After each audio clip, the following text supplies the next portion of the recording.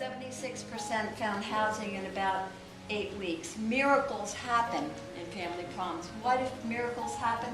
Not because of the structure of the program, but because of you, who help families like Jeb and Angela and their 5-year-old daughter, Cora.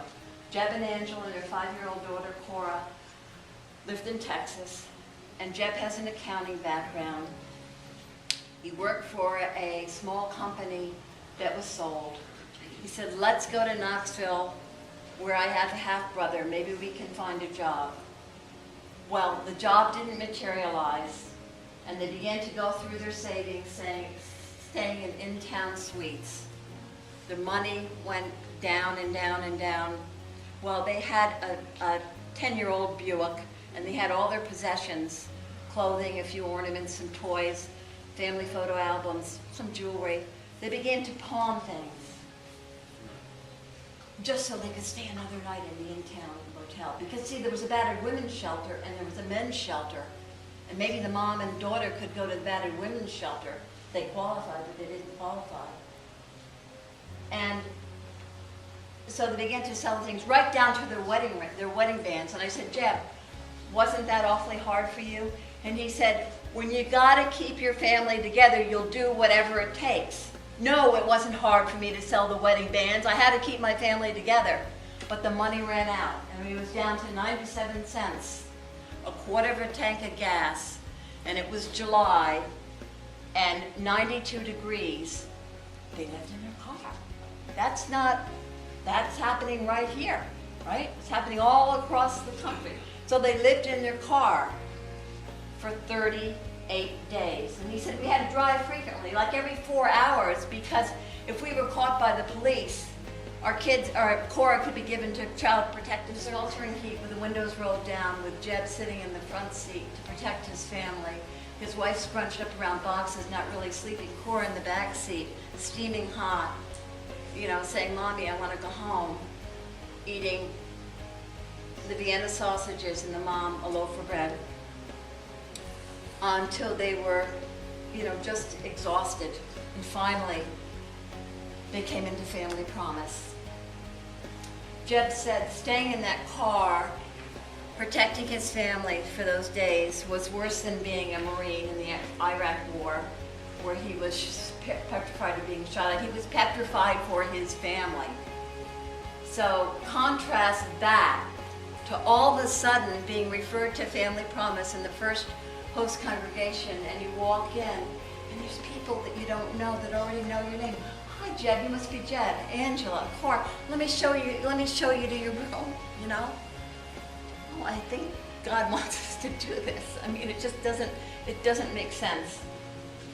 Here's a meal. Here's your safe place. Here's some toys for Cora. A week into the program, they were at Fountain Presbyterian Church. A parishioner there said, I know that the mortgage company is hiring and I have a contact there. Let me take a look at your resume. Long story short, that was on Wednesday and he interviewed. By Monday, he had a job in the accounting firm.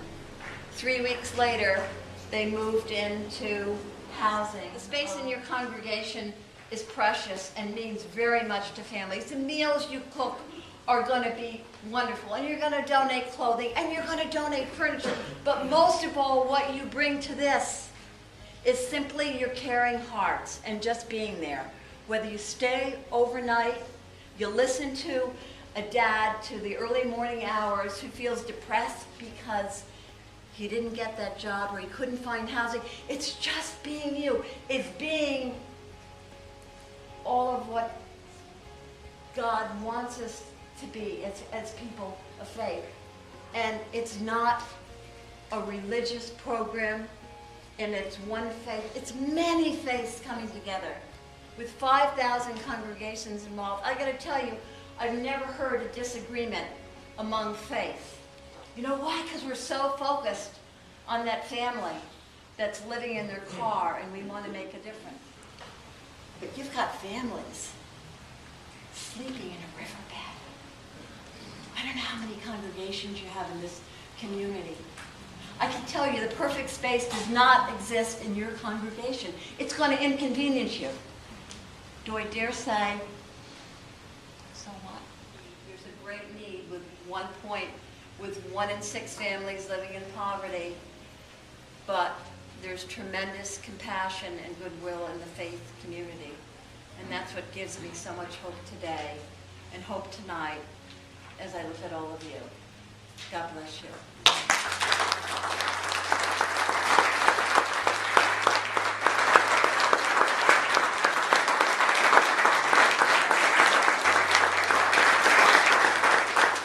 I want to say something that you said, that people are called to help us not because they have to, but because they want to. I feel personally that I've come full circle. In the beginning, I wanted to. This was, wow, this sounds good. I like this. I would like to help this. It's way past that. I have to do this now. So I feel like I've come all the way around. And what an incredible community we